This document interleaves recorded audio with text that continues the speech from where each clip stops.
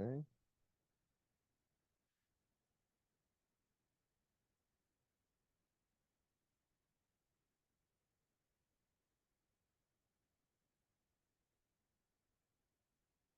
All right. Again, welcome everyone to this webinar, College Transition for Students with Disabilities. I'm here with 𝘗𝘳𝘗𝘬𝘗𝘓, and my name is Adam Hartwell. It is our pleasure to talk to you a little bit about this very important topic. I'm going to be starting by talking a little bit about MEFA and what we do and why we have the pleasure of hosting this particular event. And then I'm going to turn it over to these extraordinary experts to ensure that we get the most information possible to you wonderful folk who've joined us. Please make good use of the Q&A and the chat box in order to make sure that we can take your questions at the end. We've left plenty of time to make sure that all questions do get answered, and we'll be keeping an eye on that as we go as well. All that being said, uh, as I said, I work for the Massachusetts Educational Financing Authority, or MEFA. We are a state authority that was created in 1982 to help families plan, save, and pay for college and reach their financial goals. I am in particular the director of attainable outreach, so I specialize in what are called ABLE accounts. So that's what I'm going to talk about a little today. The Stephen Beck Jr. Achieving a Better Life Experience, or ABLE Act, amended the federal tax code in 2014 to add Section 529A. If you are familiar with 529 accounts for saving for college, that's sort of the skeleton on which these accounts were built. The legislation established what are called ABLE accounts. These are tax-exempt investment accounts for eligible individuals with disabilities to be used for qualified disability expenses while still keeping eligibility for federal public benefits. Federal public benefits include things like SSI, as well as federal housing waivers. MEFA is the state sponsor here in Massachusetts. Fidelity Investments is the program manager, so they're the ones who make sure your money go to the right place. There are 49 active ABLE programs in the USA at this time. You are allowed to open an account in any state that you choose. A lot of folk open accounts here in Massachusetts from out of state because we have some of the highest caps in the country. In Massachusetts, accounts from the ABLE Act are called attainable savings accounts. So those terms are interchangeable in this state. But because there are 49 active programs, they all have different names. So if you want to look in other states, just be aware you're probably going to just look for ABLE accounts, but you'll find that they all have their own special names. We launched the Attainable Savings Plan in 2017. In order to be eligible for an attainable account, the onset of the disability needs to have occurred before the individual turned 26 years old. We did pass the Able Age Adjustment Act just last year, so that is going to turn to 46 years old starting in 2026. So it does not matter your current age, but if you are someone who's 70 years old but can show from a physician's note or what have you that you've had a diagnosis since birth, you can open an Able account right now.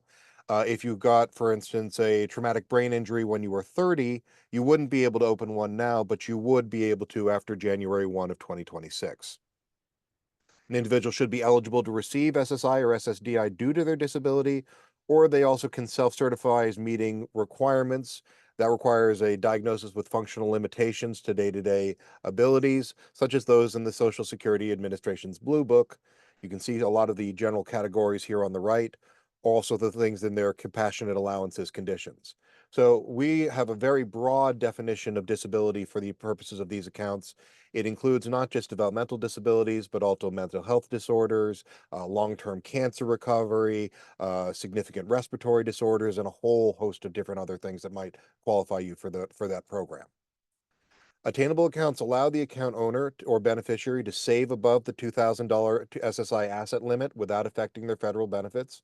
One of the great benefits here is that if you feel like you are sometimes operating on the edge of crossing that amount, opening an account gives you a place to put money instead of having to do unnecessary spending of your funds. You are allowed to have family and friends contribute to an attainable account, just like they could for your college account. They can put it into your attainable account.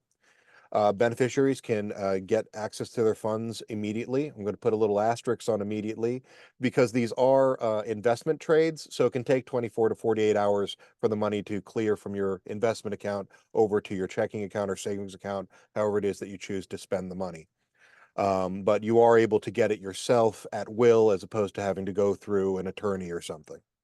Accounts do provide individuals with disabilities financial independence and several tax benefits.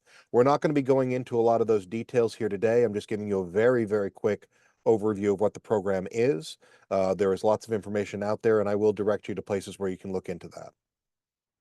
But just so you are aware, qualified disability expenses from attainable accounts include anything including education, housing, transportation, employment training and supports, assistive technologies, and their related services, health, prevention and wellness, funeral and burial expenses, basic living expenses, and personal support services.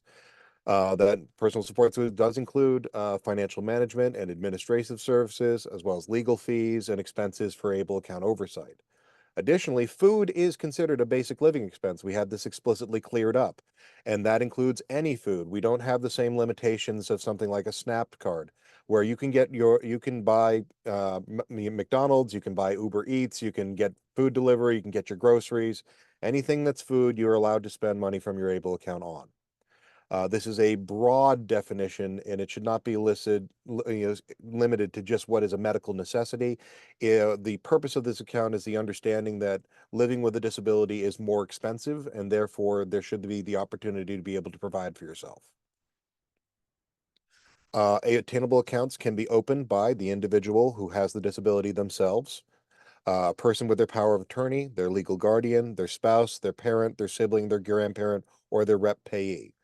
Whoever it is who opens the account is considered the person with signature authority. That's the person who has control of the account. This is a hierarchy. So whoever opens the account is signing off in the course of that nobody above them on the list wanted that responsibility. It should always be considered that the designated beneficiary is the owner of the account, regardless of whether or not someone else has signature authority over it. Because we're really talking about education today, one of the things I wanted to highlight is that you can use your attainable account for education expenses, which includes tuition and textbooks and assistive technology and one-on-one assistance. One of the things that I've heard often from some of the excellent people that you're going to be hearing in detail from in just a minute is the point that a lot of supports in college are self-initiated and private pay, as opposed to in high school, when a lot of times the teachers will be seeking these out for you. So Attainable can assist people in finding opportunities for education equity. If you want an open account, you go to fidelity.com/able. I would recommend reading up on the documentation. There's also a specially trained team of this massive brokerage firm who, if you call them on their main number, will have no idea what you're talking about. So you want to call the attainable trained individuals. The phone number is here at 844-458-2253. That number is available on the website at fidelity.com/able, so you don't have to memorize it. And don't worry, we will be sending these slides out to everyone who registered. For more information, please, seek us out over at MEFA, mefa.org/attainable. There's also a National Resource Center. Fidelity, of course, has their own information about it. The Social Security Administration works with us. They're very happy about this program because it saves them a lot of difficulty. So they have spotlights about the program. And we also have an email sign up so that we can give you more details about the program as it has existed and as things change to it, because it's only expanded almost every year that it's been in existence. So that's my really quick spiel about the Attainable program. With all that being said, I'm going to move us on to the experts who is what you all came here to listen to, and I appreciate your time and attention. That being said, passing it off to Jenna. All right. Well, hello, everyone. My name is 𝘗𝘳𝘦𝘱𝘢𝘳𝘪𝘯𝘨 I am from Bridgewater State University, where I oversee the office that is known as Student Accessibility Services, and I am joined by Sarah. Did you want to say hi before we jump in, Sarah? Yes, my name is Sarah Lazar, and I'm the director of the Binoculars Academic Center at Westfield State University, which houses 2 disability support programs. I'm really excited to see all of you here today, and I hope that you learned something from us. So just as a quick glance ahead, some of the topics that we are going to try to hit on are just some general information, some current stats about college students with disabilities. We're going to talk a bit about high school versus college, because there are a lot of differences based on the laws and philosophy. We are going to talk about modifications, which are more common in high school, and accommodations in college. FERPA and the role of the student, like Adam said, the college experience for people with disabilities is a lot more self-directed than the K through 12 environment. So that's going to be a big topic. We're going to talk just about the academic and executive function expectations that you will find in colleges and universities, and the ability and the approach, the need for enhancing self-advocacy. And then we'll get into some tips and tricks about selecting and applying to college, and Sarah and I will both highlight the programs available at our universities.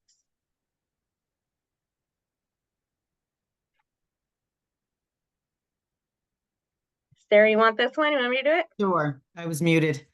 So generally, about 20% of elementary and secondary students have a learning disability, and 94% receive some sort of help of accommodation in high school. I must say that disabilities in general in the student population, we are everywhere. We are everywhere. The prevalence of students with disabilities in the college arena has risen, and more people are very welcome and open, and it's become so much more normalized. So now about 20% of college students have some type of disability.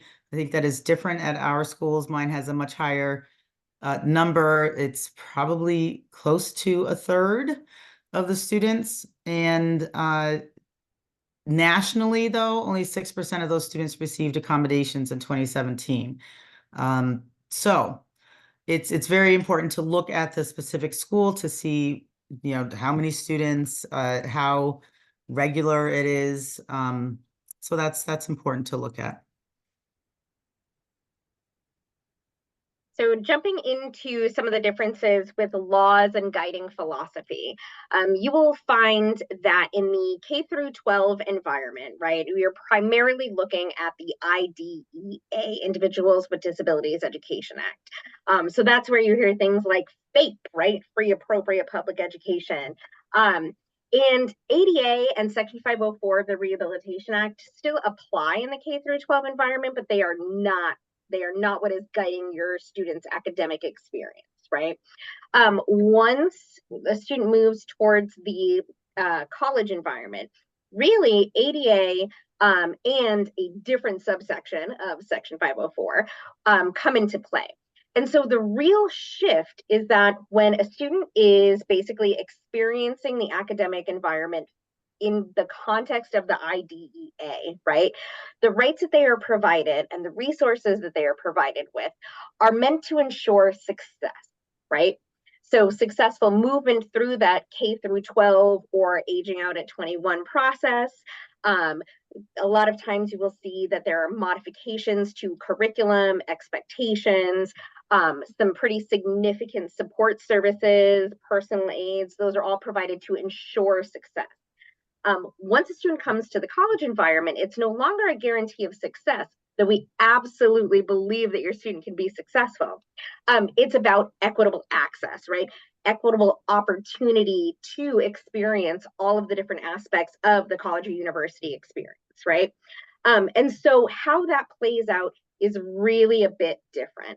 And we're going to get a little bit more into that, especially on the next slide, about modifications and accommodations.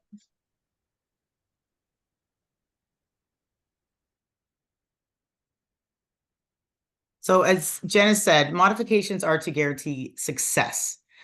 But what it means is that the student might have lowered or altered expectations of standards. And a student might have something like they need to write 2 pages instead of the 5 pages that everybody is writing. They might have only 2 choices on a multiple choice exam from which to choose. And it allows the student to demonstrate basically that they have knowledge of the subject. However, they're not given as much to do in order to demonstrate that. It might change a learning experience to meet the individual's needs and abilities. And in a case like that, it might be that we're talking about China, and they only have to talk about 1 province instead of writing about all 5. So the curriculum might actually be changed for that student. And then there's provision of specialized and personal supports. So a student in K through 12 might be provided a PCA or a nurse or somebody, but when they get to the accommodation process and when they get to college, that would be considered a personal support that is not provided by the college. And accommodation is about access. So once a student is accepted to a college, they're expected to perform the same way, not maybe way, but the same amount of work. They have to meet the same standards. A C for a student is the same C for all students. There's no asterisks on their report cards or in their transcript. So the expectations or standards are equivalent to those for non-disabled peers. We want access. We want to remove barriers to the learning experience and the living experience, and it needs to be directly related to the individual's eligible diagnosis or diagnoses. And we cannot fundamentally alter the nature or core components of a program or create an undue burden. So students do need to do things like hand things in on time. They do need to figure out a way to have a presentation. It might be slightly modified from or adjusted from what other students are doing. However, they still need to perform at the same level and expectation. So this slide is one that I particularly like when to show when we're talking about modifications, accommodations, and access, right? So the graphic on the left is equality. All of the students in this class, we're going to pretend, are being tasked with writing on the board 10 sentences. Okay. And so the person on the left, they're a little bit shorter. They can't reach the whole amount of the board. So maybe they're going to really struggle getting 10 sentences in the space that they actually have access to, right? The person in the middle, they have some additional height, right? They're able to reach more to the left, more to the right, higher, lower. So they're probably not really facing a barrier, right, related to the task of writing 10 sentences on the board. And then you look at the person on the right who's sitting in the rollator and they can't even reach the board, right? So when it comes to that idea of modification that you'll see in the K through 12 environment, what could happen in that case is the person on the left might get a modified task, right? So instead of writing 10 sentences, they only have to write 5 because that's all they can reach. And the person on the right may not even have to write any sentences at all, and they may be given the opportunity to, let's say, just talk instead, right? So that's making sure that they are all successful in achieving a goal, right? Because the actual task is being modified. What we do in the college environment is generally accommodation, right? So we're going to look at what is the barrier is experiencing, right? The barrier is, these other two folks really can't reach the board in an equitable way to be able to have a chance of completing that task. So we would provide the person on the left, and this is now the center graphic, we would provide the person on the left with a little stand, boost them up. We provide the person sitting on the rollator with a ramp and a platform, and now they all have an equitable opportunity to complete the task of writing 10 sentences on the board. Does it guarantee that they all write the 10 sentences? Nope, that's where that self-direction, right, and that meeting expectations comes in. But they all have a shot at it, right? No one is facing a barrier related to that task. And then what we're hoping to do as we all kind of evolve, both, as society and institutions, is get to that full accessibility model, which is that graphic on the far right, where there's not a need for accommodation because it's built in a way where right off the bat, everybody has the same type of opportunity to write the 10 sentences on the board. Why? Because a larger board was used and it was hung a little bit lower and it was done in a thoughtful manner, right? There are some cases where you will find that my institution, Sarah's institution, other institutions are there, right? We are there with accessibility. And there are plenty of other examples where accommodations are still needed. So that's why this conversation is incredibly important.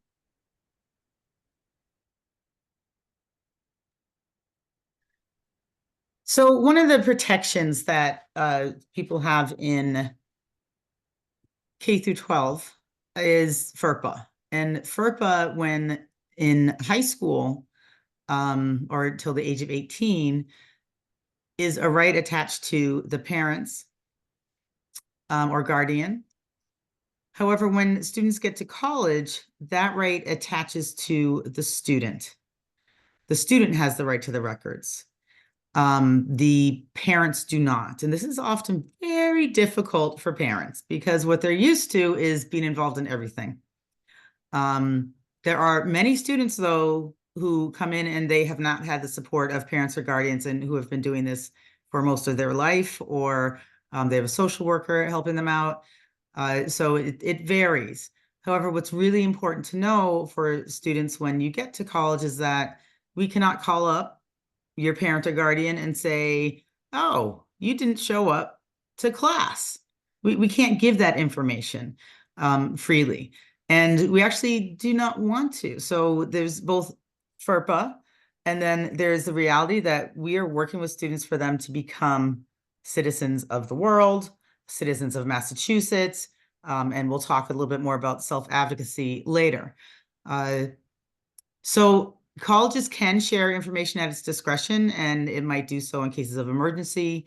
There is, at every school, there should be some sort of FERPA authorization form. Some people call it a waiver. Some people call it a release of information. That still means that we may share it at our discretion. It's not our job to work with the parents directly all the time. So again, we're not calling you up and saying, this happened today. We work with the students. It doesn't mean that we don't want you to call us up and say, this is going on, I'm concerned. We want to hear that information, but we cannot share information except for like policy and practice. So that's important to know what should happen in a situation like this. So again, we want the students to lead the communications. We want them to be effective citizens. I see it happen all the time. I know many parents are afraid of this, but I cannot tell you how amazed I am at how much students grow when they're in college and they're living on campus and they're taking care of information. So remember FERPA. Absolutely. So another big shift in that like high school to college, time of evolving, right, are changing academic expectations. So compared to most high school kind of courses and curriculum in general, the volume of coursework is significantly more than what it was in high school.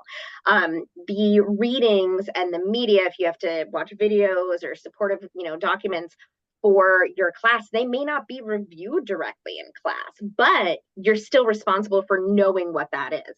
And so that takes a level of kind of self-direction and motivation that doesn't necessarily happen in high school, or isn't necessarily required in high school, because more stuff is reviewed in the classes, right? There are higher standards for evidencing mastery, right, or the quality of work. In general, in most cases, you need at least a C to be able to move forward in a series of classes, right? And sometimes that can be an even higher letter grade requirement. Tests are less frequent, and because they're less frequent, they often cover more information.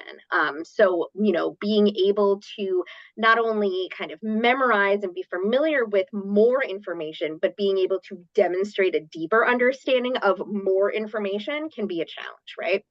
I know that my kiddo has had like an app, right, that gives me all of the updates on their schooling since preschool, daycare. And that is probably not going to be the case in college, right?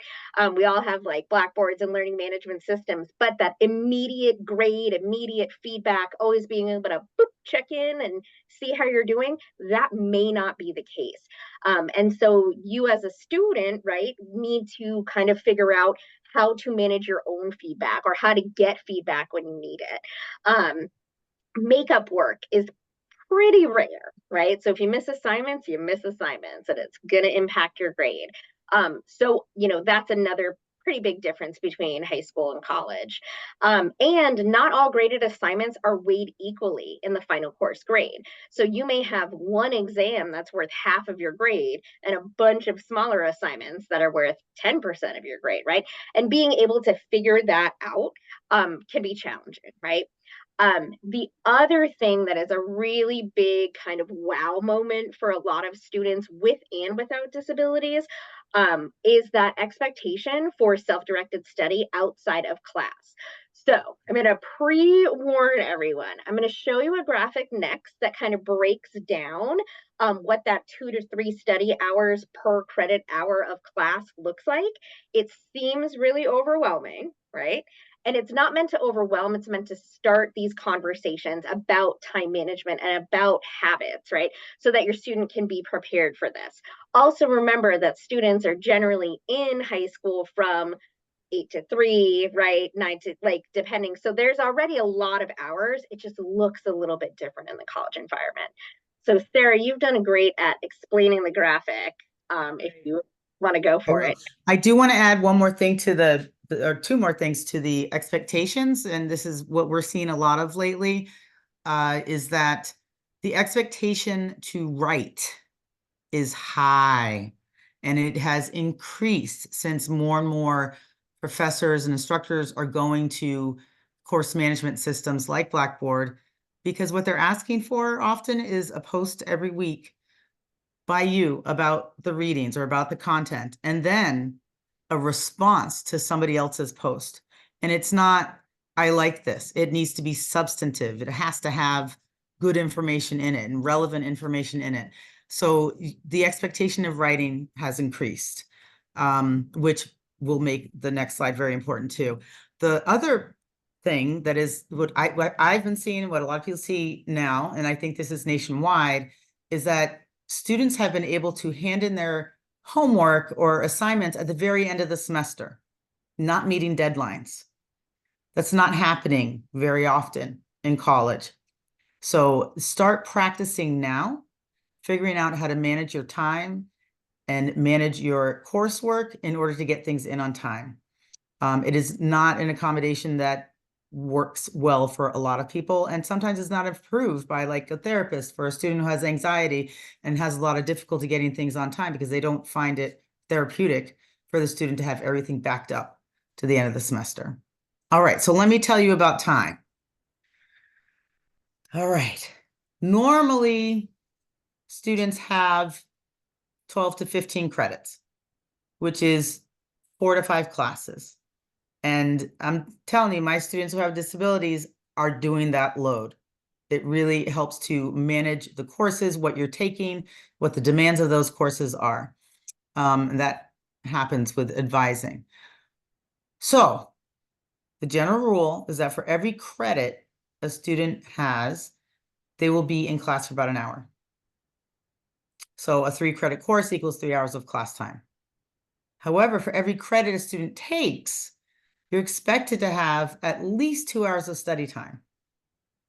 I normally suggest 3, and this is all about planning. When you plan your week out, when you're going to study, what study time you have available, what play time you have available, it's important to plan that. You might not study for 2 to 3 hours for each class, but if you're not, you should be figuring out, what else could I be doing? Could I be seeing the tutor? Could I be working with a professor? Could I be doing a study group? All of that is studying, reading the assignment, doing the assignment, reviewing the assignment, reviewing all the notes that you have for the class, making some sort of study guide for the course. That's all studying. So for a 3-credit course, you're expected to study about 6 to 9 hours during the week. But that means that if you're taking 4 classes, which is 12 credits, you have 12 hours spent in class, 24 hours spent studying, which is totaling 36 hours per week for school. Make sure you do this on the weekend also. It's really important to make sure that you spread out the time that you're studying so that you can remember it better, so you can recall it better, so you can practice in small bursts of time instead of like 5 hours. I'm going to spend 5 hours on this math homework right now. You got to listen to your body, what's happening, And if you find yourself getting hangry, you know, the hungry and angry word, don't study during that time. You're not going to recall it. You're not going to remember it. You're not going to process it. Okay. Now, a student who takes 5 classes, which is 15 credits, 15 hours in class, 30 hours spent studying, a total of 45 hours per week for school. If you are someone who needs to study for 3 hours for every hour in class, that's going to end up being 60 hours. But you'd be surprised how easily it actually can come when you get yourself in the habit, when you plan out that time. It's so crucial to do that and to find a support on college campuses to help you do that. We'll talk about those kinds of supports later. So this is incredibly important because it plays into our next slide, which is about expectations for communication and executive function, right? So executive function, I tell folks to kind of think about the CEO that lives in your brain, right? The executive who is, you know, managing your schedule and prioritizing tasks and checking in to make sure things are done. I don't know, Adam, did you advance to the next slide? And is my thing frozen? Sure, sorry, perfect. So you know, that's where these kind of start to come in. So students need to be able to communicate with faculty and staff in a respectful or professional manner, right? Understanding that they may not receive an immediate response. A really big example is that we'll have students that email at, you know, 4 o'clock in the morning. And then by 5 o'clock, they're like, I haven't heard anything. And we're like, yes, it is 4 o'clock on Saturday morning. And your faculty is probably not checking their email, nor are they obligated to, right? So, you know, kind of adapting to that and that lack of immediate feedback is really important, right? And understanding that there are other ways to get in touch with folks. Office hours is a really kind of confusing, weird concept in college, but a lot of faculty will host set office hours every week where students are welcome to come in, chat, review material, ask questions. And that's a bit different than that high school model, right? Students have to seek assistance. Can I add something to that? Go for it. One of the things that a lot of students do also is they just, when the professor doesn't respond, they don't resend the email. I strongly encourage students to resend the email and just say, I'm following up on the email I sent earlier, but don't do that until like 2 days afterwards. You know, give them appropriate amount of time, but definitely follow up. That is seen as adult behavior, and that's what you are when you are in college. Sure. You know, similarly, reaching out just in general, that's the student's responsibility. They need to identify when they need help. They need to be able to ask for help. And ideally, they need to know the right places to get help, right? And that can be a big learning experience. Students are responsible for building their schedules and understanding them, tracking their progress towards their degree. And yes, they get assistance during this, but a lot of that responsibility is held directly by the student, right? It's also their responsibility to understand what work is due when, how to submit it, and what it entails, right? And they have to independently manage that workload. So like Sarah was saying before, you know, it's not a thing where, yeah, just turn it all in by the end of the semester, you'll be fine. Like, probably not going to happen. And so when you're taking 3, 4, 5 classes, and one of them is hosted on Blackboard, and one of them has a professor who likes stuff to be handed in print, and then the other one says, email me, you know, your assignments. You've got to be able to manage all of those expectations, understand them, and meet them, right? And then going back to that time management piece, right? We talked about 45 hours of, you know, of academic study and preparation, but you want to balance that with friendships, right? Social interests, clubs, activities, wellness, rest, right? We don't rest, but yes, rest. Sports, if they're in sports, jobs. A lot of students at Bridgewater State also work full time, you know, or they care for family members, or they have other just, you know, life responsibilities. And so that's a lot to piece together. And the sooner students can start kind of thinking about what those time obligations are and how they want to manage time and developing the skills to manage their time, the better off they are.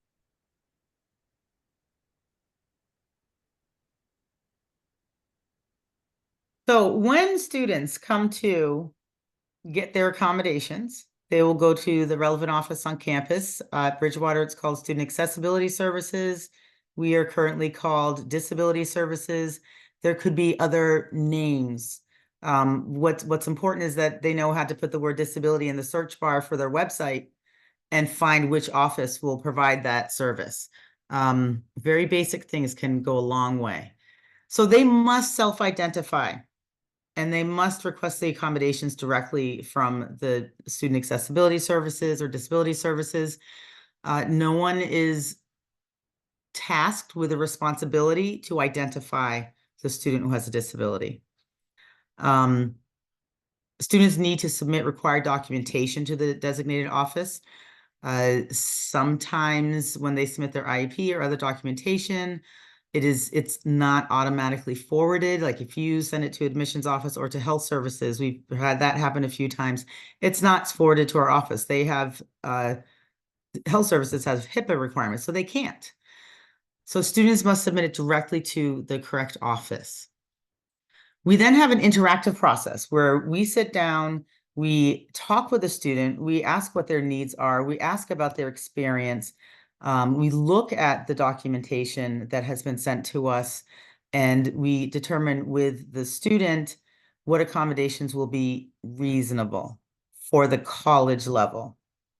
So like before, it will not be a modification where you do less work. I still have students asking, can I have fewer questions on my homework? And I have to say, no, you may not.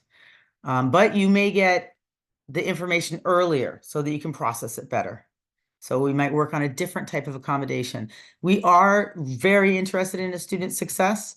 And when we look at accommodations, we will look towards whether they will help the student be successful because they have access. And we're very proud of our students too. So we will then determine the accommodations. Depending on which school a student goes to, the student either distributes the letters of accommodation directly to the faculty, or they will have the letter of accommodation sent to the faculty by the office which determined the accommodations with a student. And that's something that students, should check out beforehand. Regardless, everybody is encouraged to speak directly with a faculty member about the accommodation so that there are no surprises. Say on the day of the test, at Westfield State, we have a center where students can take the exams. And I believe, Jenna, you have something similar. So no surprises, like the test isn't there because no one told Disability Services or the student hasn't requested. It doesn't just happen. And I've also seen that happen where students are like, well, how come this didn't just happen? It just happened in high school. I didn't have to do anything. So it's your responsibility as a student to make sure that you request the accommodation, know that the information has gotten to the faculty. That is the student's responsibility. I'm going to emphasize here that while parents might forward information to us, such as documentation, they are strongly encouraged in my office to sit outside the office while we talk with the student about the accommodations. We will definitely let a parent, send information to us. That's fine. However, it is the decision of the student and the disability services provider about what accommodations will happen. Even after a student has gotten an accommodation, they need to tell us if they're not working, if the professor isn't doing something, or if they don't need it. And that happens a lot. It happens, well, I don't need this for this class, and that's fine. Or this type of note-taking assistance is not working for me with this class. Tell us what's going on so we can address it, and we're happy to address it. Anything to add there, Jenna? No, it goes right into that next slide though. Excellent. This is scary, right? For a lot of parents and a lot of advocates, because we're used to doing that work for our kids, right? We're used to kind of checking in and monitoring, and when something's going wrong, we speak up. I know I do. My principal probably is over it, right? That's the life of a parent of a kid with a disability, right? We need to work as early as possible to help our kids become good self-advocates as students, right? So self-advocacy is really just the ability to communicate one's needs to others. And for a student to become a good self-advocate, they need to begin to understand who they are, what they need, and how to get what they need. And then I'll just do the next slide too, if you don't mind, Adam, because this touches a little bit on your role, right? On what that looks like, right? So when it comes to the who, start talking with your student about their strengths and weaknesses, right? Help educate them about their diagnosis. For a while, we were seeing students coming in that didn't know what their diagnosis was. They said, I have an IEP or I have a 504. You know, that's a big starting point, right? And then helping students not only know their diagnosis, but understand how it impacts them, right? And to develop the language to be able to communicate that. The what aspect, right? Invite and encourage your student to attend or lead their IEP meetings. This is huge, right? A lot of students have gone through the entire K-12 experience without ever really being a part of it. And sometimes it can be really overwhelming for students, and there are absolutely kind of like therapeutic reasons why it might not be appropriate. But any level of involvement starts kind of dipping the toe, if you will, into that pool of self-advocacy. Start working with your student to identify tools and resources that your student finds helpful. If a student comes to college and they say, listen, I have had this one particular piece of technology and it has made night and day difference, that's really good information for us to have. And it doesn't have to be technology, it can be anything, right? And then identify challenges or anticipated challenges. The more your student knows and can communicate about what is tough for them or what might be tough for them, the better off that conversation and that interactive process is going to be. And then the big how, right? Modeling appropriate communication. That's a really big one, right? Those expectations, like Sarah touched on, as far as like sending that follow-up email, right? And when is the right time to send a follow-up, checking in on something that you feel remains unresolved. Educating your student about ADA, right? The ADA law is going to be their friend for the rest of their life. So it's good to start kind of getting familiar with the concept of it because it is a civil rights law. Discuss the differences between high school and college. Maybe not this full presentation, right? But pieces of it that are relevant, a little bit at a time. And then again, know and reinforce the resources at your student's college. This is huge. So once your student does decide to come to college, they find the right college for them, they enroll, and they call home and they say, oh my gosh, I'm so behind on my work. I don't know what to do. Can I just come home, right? If you know that they can go to the 𝘗𝘂𝘗 Center or the Academic Achievement Center or whatever, and they can get academic coaching, right, which will help them in that particular area, you can throw that back at them and you can help them to find that resource. So it's really good to get familiarized with the specific resources that are available at a college. I'm going to say one of the things that I do now with my children is when we go to a doctor's appointment or a therapy appointment, I make them check in. And my 14-year-old is resistant. My 8-year-old is like, she's got it now. So little things that you can do, have them fill their med box now, their pill box for the week. So they understand that responsibility and have a grip of what's going on. So some of you might have already applied for college. Some of you are going to be doing that soon, or maybe in a few years. The earlier you start thinking about it, I think the better. If a student is going to a Massachusetts university, then they need to meet the same standards as other applicants. I mean, in general, people do. The requirements are available at www.mass.edu, and you can find I think it's basically just the admission requirements. I think is what it's called. But you can see what classes are the students supposed to be taking now? What college prep classes? Do the modified classes that your student is in right now, are they going to qualify or not? I have seen too many people get to the application level and find out that they did not have the correct college prep courses, and that is scary and sad. It really gets me when I see that. So I want to tell you now, you go in, you talk with the guidance counselor at 9th grade to make sure that your students are taking the proper courses for admission into the state universities.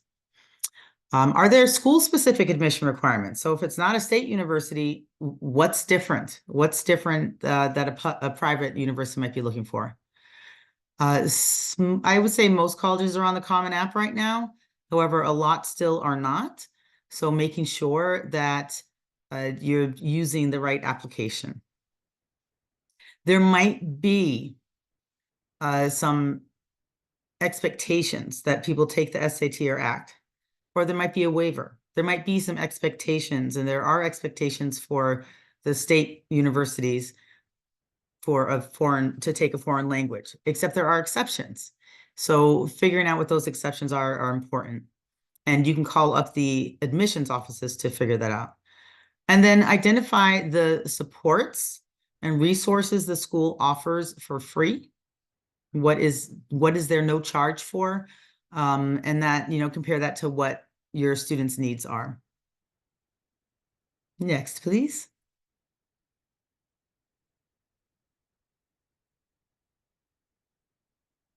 So this is very important. A school should never consider disability in its general admissions decisions. So when you apply to a college, they should not consider that you have a disability. In the past, people would. They would say, oh, this person is deaf and hard of hearing. They're going to cost too much. We're not admitting them. That is illegal, and they cannot do that now. In Massachusetts, if a student is requesting a waiver of the SAT or foreign language because they have a disability, and that is allowed in Massachusetts, then they need to disclose that. If a student raises the fact that they have a disability for positive reasons, that's fine.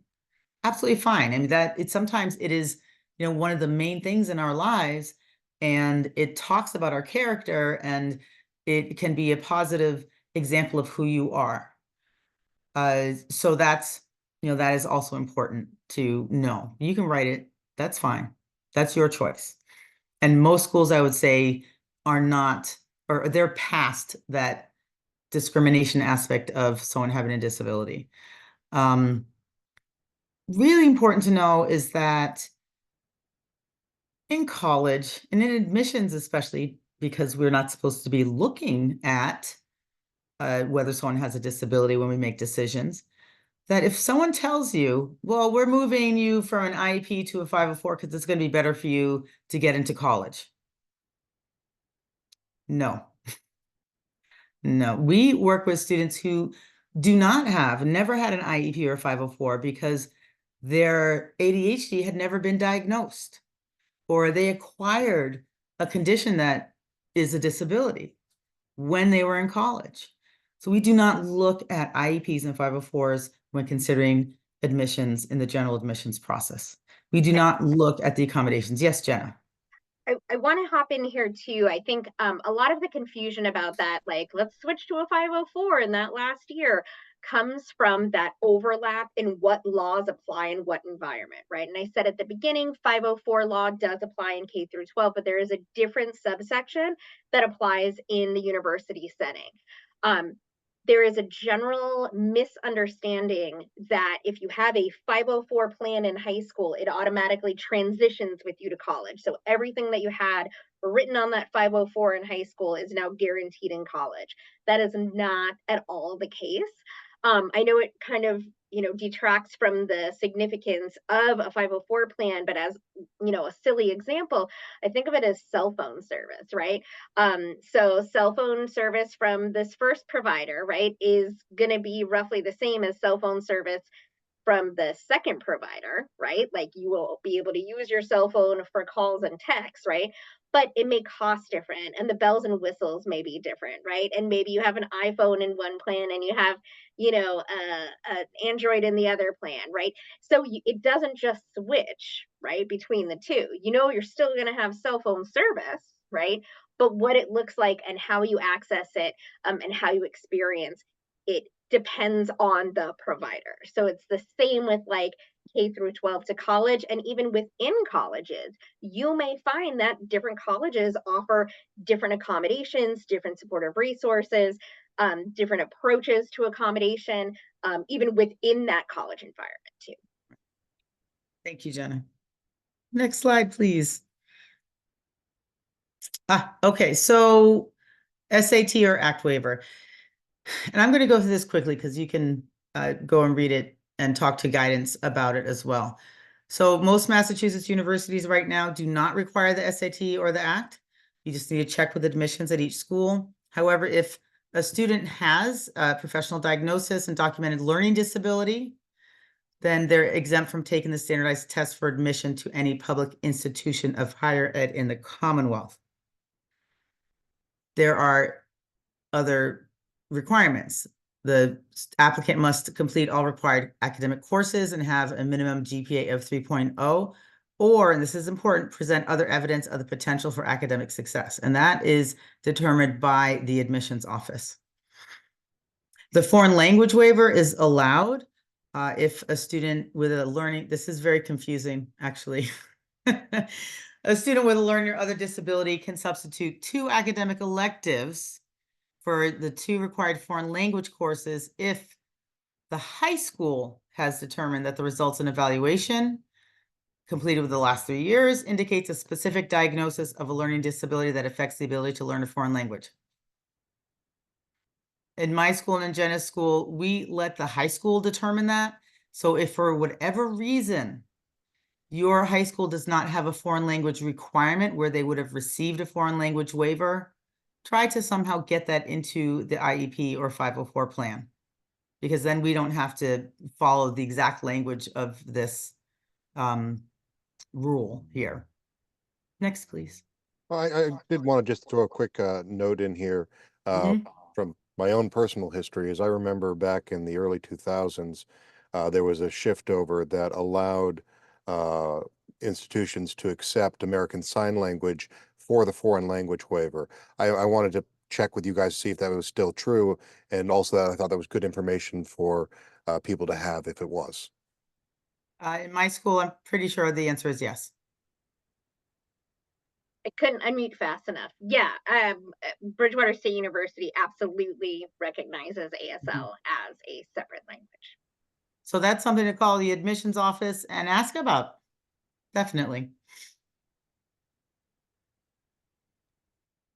So we'll give Sarah a break from the complicated slides.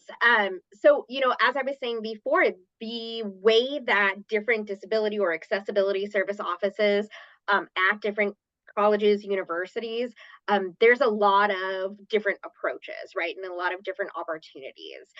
Even if you're looking at state institutions of Massachusetts, right? We're all very unified in a lot of the stuff we do, but there are very different intricacies between each one of us as well. So a really important part of moving towards success, right, as a student with a disability in the college environment is finding the place that fits you and your needs and your interests, right? And so looking into the different services and the different approaches is really, really important, right? Some stuff is baseline. So by law, everyone, right? Well, everyone, we'll just say everyone for this, is required to provide reasonable, appropriate accommodations for students with specific learning, physical, psychological, or medical challenges. Done, right? So accommodations, bare minimum, check, right? They really should provide support for negotiating with professors where appropriate. However, what that support looks like can be very different, right? They should provide referrals to other supports on campus, right? Again, how they provide those referrals may be different, and what those other supports are on campus may be different. Students are expected to register with the office and request their own accommodations. That's another baseline experience, right? That you're going to find in college, university, whatever. However, what that process looks like may be different between different institutions, right?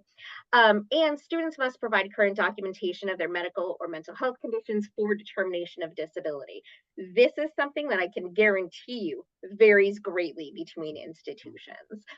So these are some of the questions you want to start asking, or when you're perusing like the websites for disability or accessibility offices, that's some information you definitely want to get familiarized with. The important thing about the current documentation of medical or mental health conditions, that it does vary a lot. However, when you are talking with a provider, starting to get that documentation prepared, if a student has a condition that is chronic, that is never going away, or might be degenerative, that information should be put in that documentation so that the provider knows that I don't need to go back to you next year and ask you for more documentation. Okay.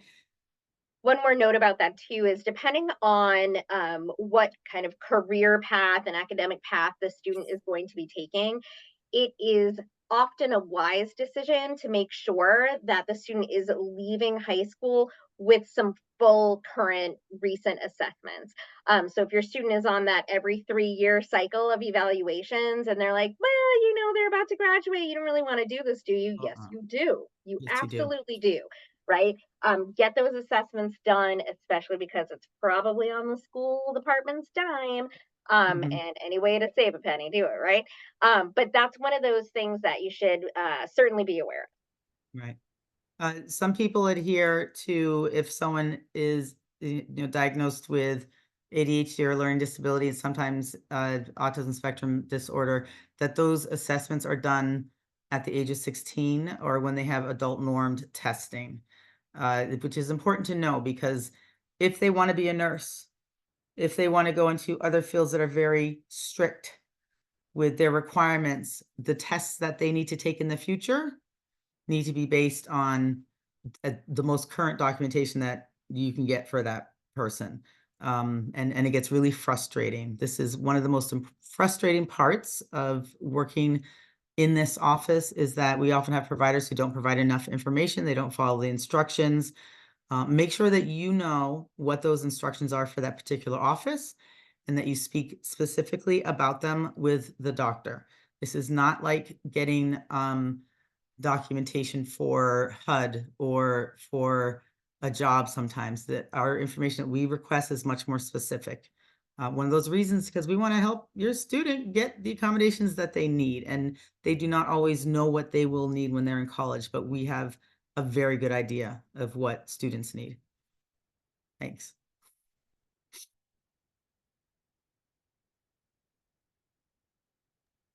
Go for it, Jenna. Yeah, this slide just shows some different diagnostic categories and examples of specific diagnoses that may fall within those categories. And it ties into that documentation concept, because we want to know not only what the diagnosis is, right? But how does the student experience their diagnosis? And for eligibility purposes, we need to know how it substantially limits one or more major life areas for them, right? And those major life areas, a lot of people think of like seeing, hearing, eating, walking, right? But reading is a major life area. Learning is a major life area. So the more comprehensive the documentation is in describing that, the better off that interactive process with your student is, because we use kind of a 3-pronged approach where we consider the documentation, right? What the student is telling us, and our own professional observations in that interactive process of determining eligibility and what are the most appropriate, most reasonable accommodations. The other thing that I just like to highlight here is we have a lot of students at Bridgewater, and I assume, Sarah, you've got the same experience, where students are coming in, they were found ineligible for an IEP or a 504 in high school, and they clearly are eligible for accommodations in college. So just because you've gone down this road in K through 12 and it maybe hasn't ended like on a super happy, productive note, doesn't mean not to pursue that request in college. My other thing is, if you're like, oh man, this would be really helpful, but there's no way I can get documentation, talk to the office directly. Talk to the institution's disability or accessibility office, and have that conversation. I know that, kind of how much specific institutions weigh the value of documentation is shifting. At Bridgewater State, we are very cognizant of the fact that there are marginalized populations where, getting a full neuropsych eval, in the last 3 years is probably not plausible, right? And so we don't want to create an inequitable experience in that, right? So we will work with students to, come up with other options, find ideas, etc.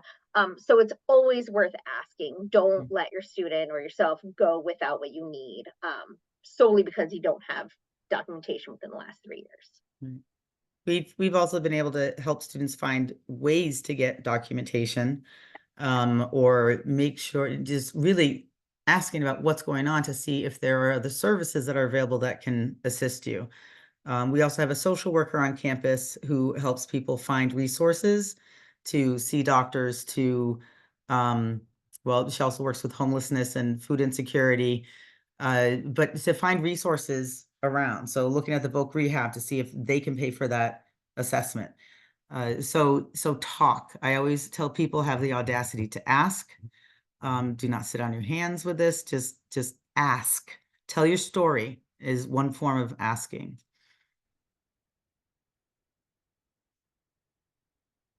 Take the next slide. Yeah.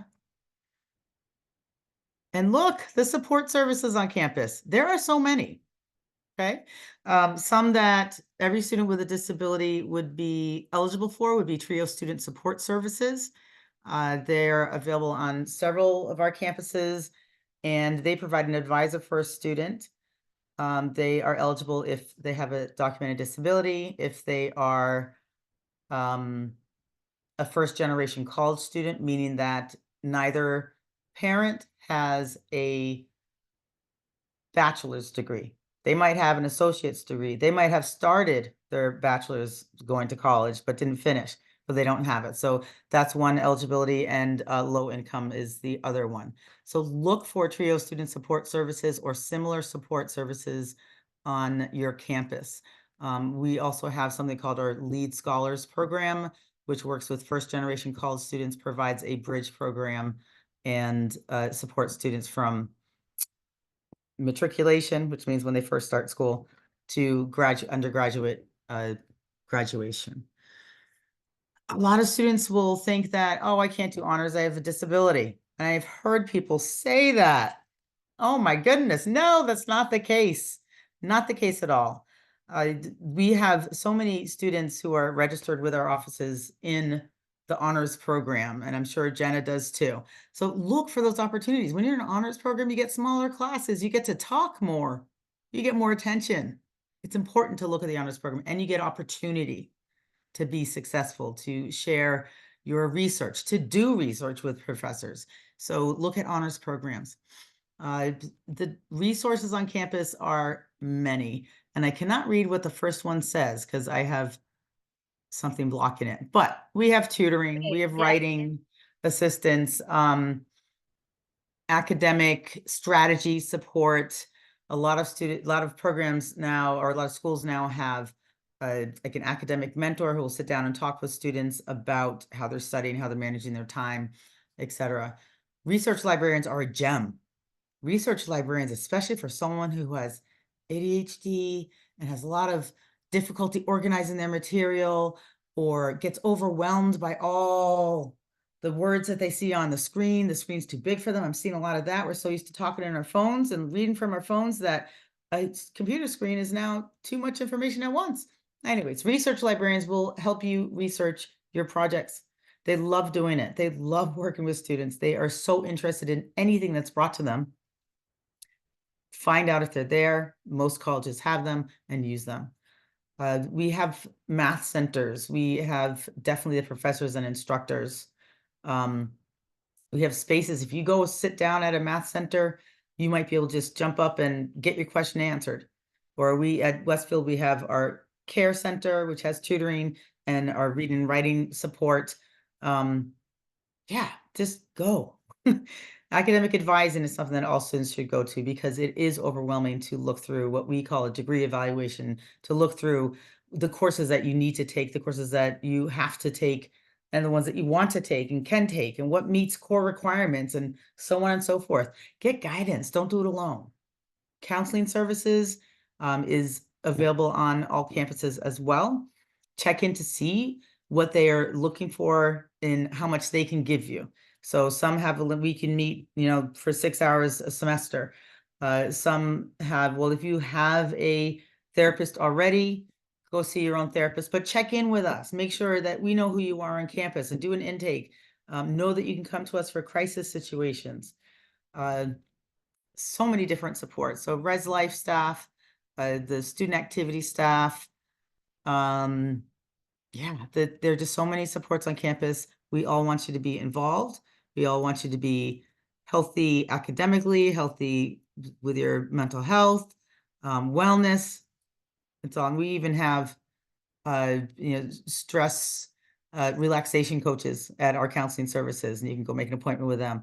Check what are the little things at the colleges that you're interested in and what's being offered. Look it all up. Go to an accepted students day.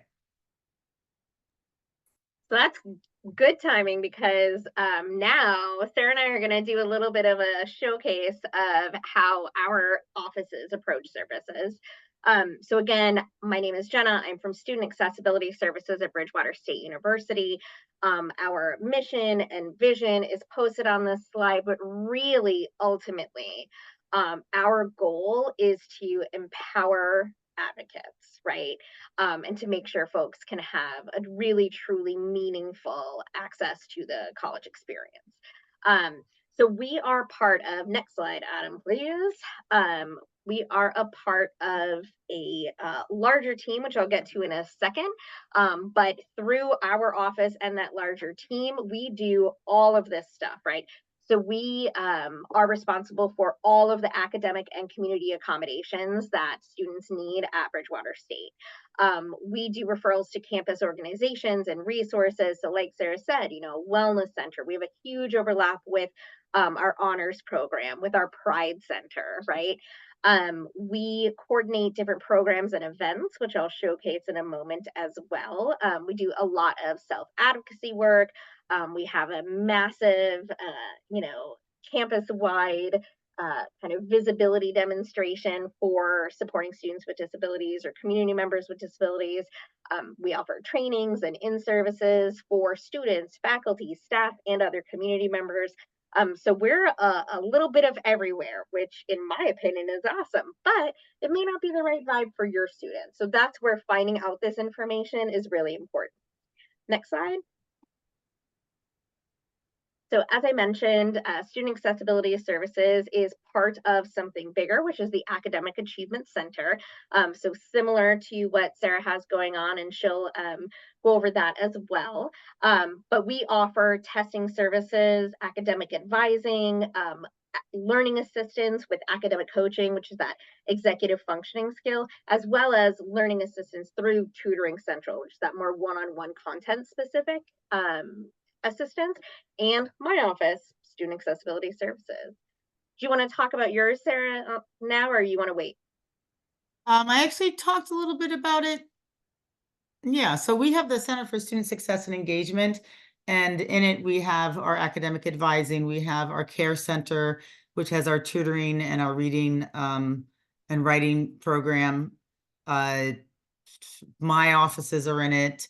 So Bonacos Academic Center has both disability services and a learning disabilities program that I'll explain later. What else do we have? We have our LEADS Scholar program for first generation college students, our TRIO student support services, and I don't think I'm missing any. I think what's really important though about our centers is that we work together. And we are looking for success. We want our students to be successful. We want them to be supported. And that's what we work together to do. We also have a case management team, which I think Jenna also does have at Bridgewater, where when something is going on with a student, we're going to talk with each other about what's going on to see how we can support this student. Absolutely. And I'm responding to the question. Perfect. Okay. So this next slide is just some more specific programs that we offer or initiatives that we have. Access Advocates is one of our newer programs that we established. We've been doing it for a few semesters now, where students learn some general leadership skills, and they use those leadership skills to do an advocacy project on campus. And then they have a couple other requirements, and at the end of it, if they do it all, they actually get these amazing hot pink and black honors cords to wear at commencement. And there's nothing like seeing our students crossing the stage with those and their honors regalia and you name it. We have Access Extravaganza, which is a kind of transition program right at the end of the summer, typically, that we're sort of re-envisioning it this year, to help just orient students that are new to BSU into that college environment. We also have a really comprehensive peer mentoring program for similarly qualified students as well. And then we've just got some photos of a lot of the different things that we do. Hot pink is our official SAS color here at BSU, so that's what that's all about. Next slide. I believe next is just some more photos from our different events. So we really, we do a lot outside of the basic accommodations. It's all optional, obviously. And the important thing to note, and we'll get to this as well, is this is all just available to students. There's no additional cost for any of these experiences. But again, my office is set up differently than some of the other offices where we're able to do this. Other offices at other institutions just honestly aren't. We're really lucky that we are at BSU. Next slide.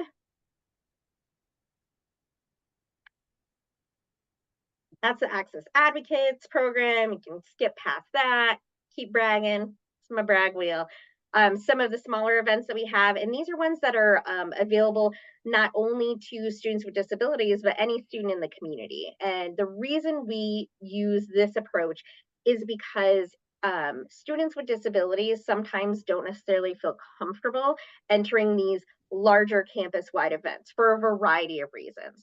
So these are a little smaller, a little more controlled, and quite honestly, if you're a student that is choosing to go to a SAS event, you know that you're going to be entering a diverse fiesta, event, gathering, whatever it is, right? And so there's this automatic kind of like understanding that there may be students there that are stimming. There may be students there with interpreters. There may, right? And it's that much more of a comfortable experience for everybody. Next slide, please. Sarah.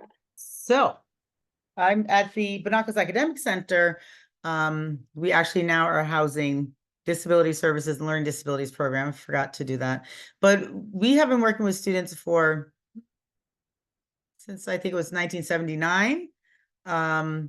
And we have a long history of success with both working with students who have disabilities. The Learning Disabilities program started this off when we were first the tutoring program, became Learning Disabilities program. We were identifying very early on, about the time that the Rehabilitation Act took effect. It might have been passed in 74, but didn't really start happening until 79 or so. And because of that, the school is very welcoming to students with any sort of disability at all.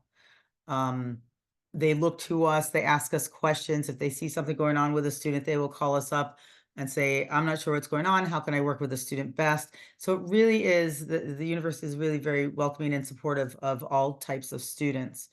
You can move on to the next. Our disability services program is like every other disability services program with the nuances among the colleges. So we're providing support. We're working with any student, any point in time in their academic career to look to see how we can provide accommodations for that student. The Learning Disabilities program, however, is program for first-time, first-year students. It's an admission-based program. The students must have a diagnosis of either a learning disorder or ADHD. What's unique about this program is that we have one point person, follows a student from orientation to graduation. We meet with the students once or twice a week to help them with how to study. We don't do the studying for them, but maybe how to study, how to organize their information and find resources. The point person really is so important because we get to know the student, and as we get to know the student, and as the student shares more information with us, we can actually provide them with a lot of opportunities. So learning about their desire to go to Florence, Italy, and helping them achieve that goal is something that doesn't happen for a lot of students because they don't have that one point person. So wherever you go, look for a program like this, like the TRIO Student Support Services can help with that as well. In the LDP, we work with first and second year students with early course registration. So they get to register for courses before the seniors do. And that helps a lot. We know that I think every single person in our program has some sort of exam accommodation where they will have to, get double time or time and a half for their exams. And we need to schedule it so that they can take it without interfering with other classes. It also helps figure out how to balance their workload, their course load, so that they don't have 3 heavy reading classes and a reading disorder. So we try to figure that kind of stuff out. We are also their disability services provider and work with them to figure out what accommodations are reasonable and appropriate. And then we reach out to students regularly and monitor their academic progress. This is something that normally a disability service office cannot do. They normally do not have enough time to sit down and meet regularly with students every week. We actually have, so I looked yesterday, it was 956 students who have identified themselves to our offices, both through disability services and the LDP, as someone who has a disability. It's a lot of students. It's impossible to meet with that unless you have a staff of probably 30 or so.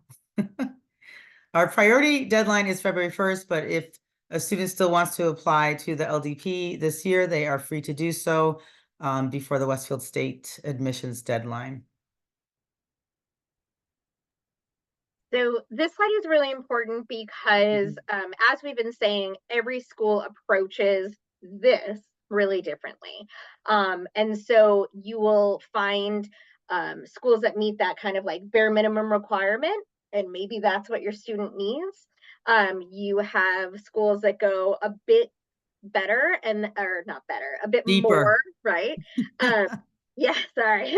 And those can sometimes be just like what they offer to everybody.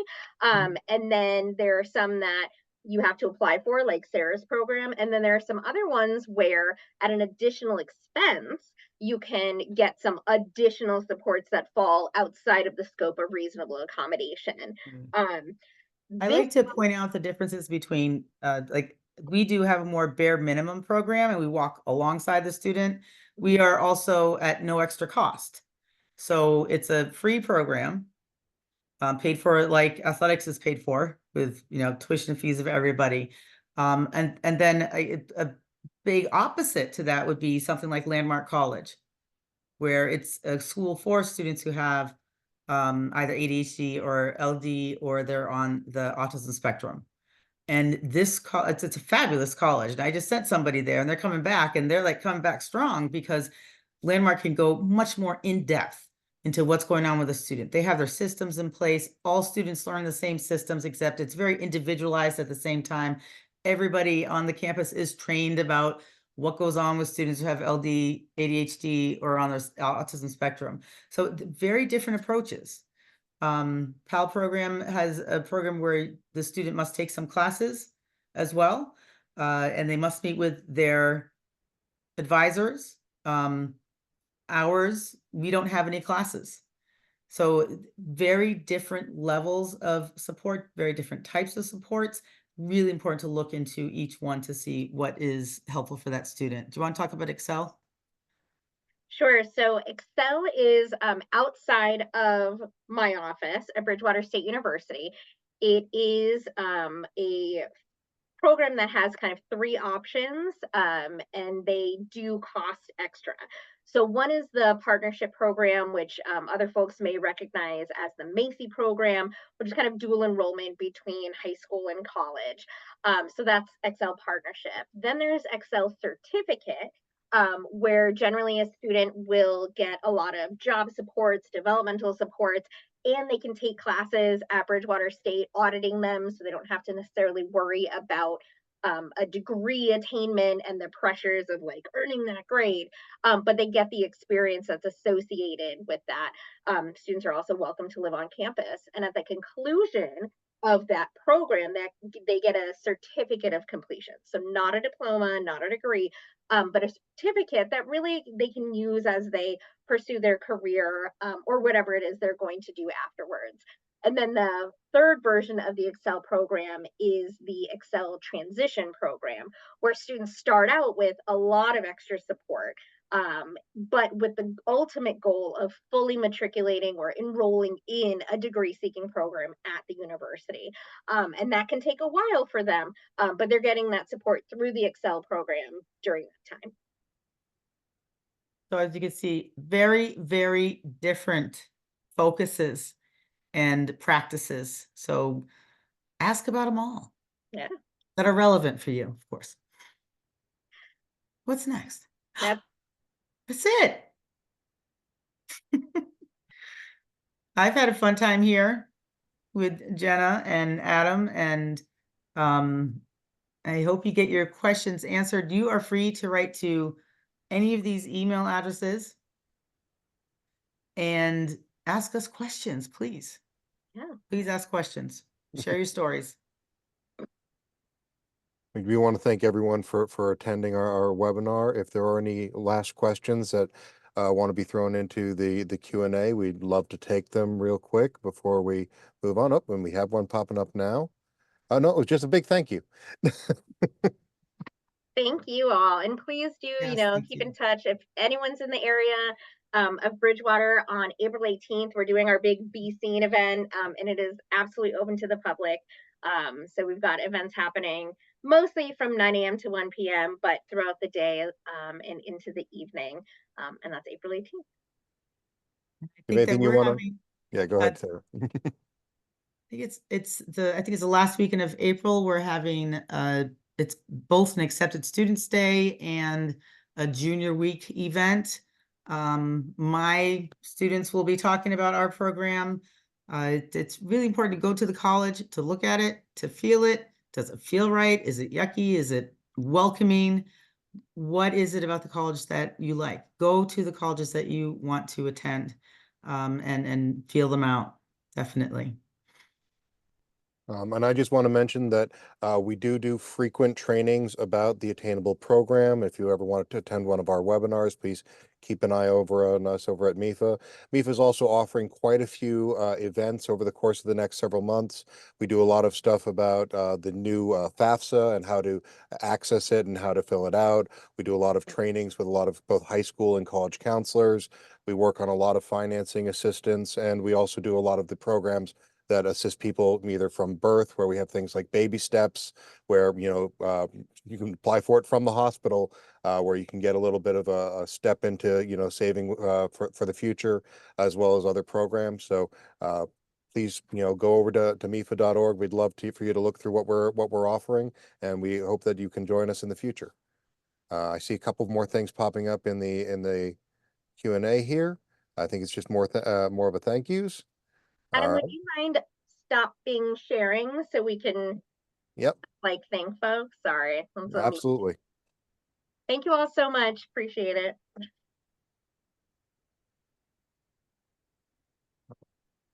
Thank you, everyone. And it seems like that's all our questions. And so I hope everyone just has a wonderful day.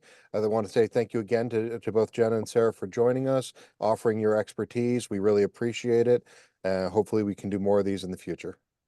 Thank you for having us. Thanks. Thanks. Take care, everybody. Take care.